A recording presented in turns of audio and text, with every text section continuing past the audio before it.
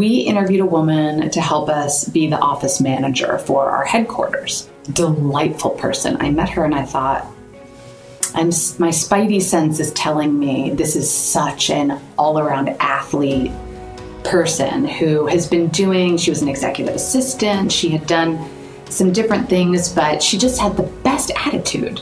Like, hey, I'd love to learn that. I thought, okay, hold on.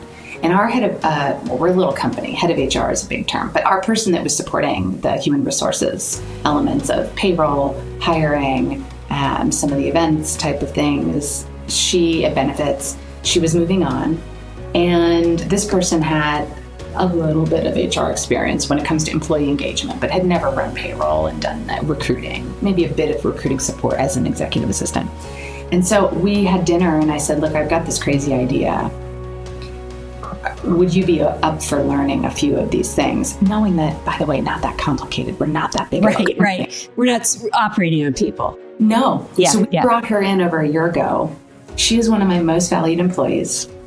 We had a discussion last night about, she also has filled in and done almost every role in the company, including she volunteered to learn to run our warehouse operations. 50,000 square foot pick, pack, and ship operation, 100,000 direct-to-consumer shipments, plus the big wholesale pallets that are going out to our department store customers and drug and whatever. She runs the warehouse as the backup to the operations leader, and now she's been backing up some of the marketing roles as we're doing some hiring. And she said, look, doing this marketing fill-in work, I found I really like these things. Could I add them to my role?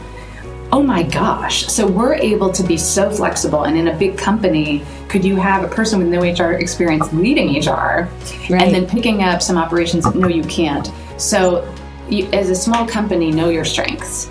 Yeah. And how do we also retain a colleague like that, as she will be building her resume and getting other offers, and we don't pay top quartile.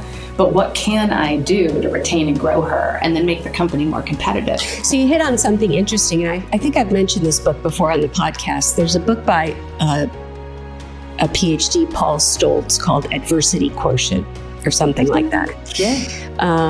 And he's really talking about the ability of what happens to people who continue to push through adversity in their life, who continue to strive, right?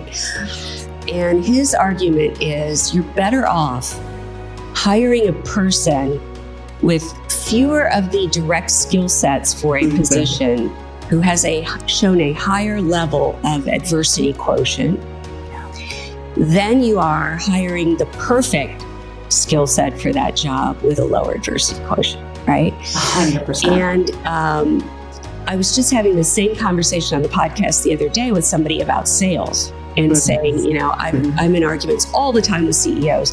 No, it's not important your salesperson knows your industry. It's important they can sell.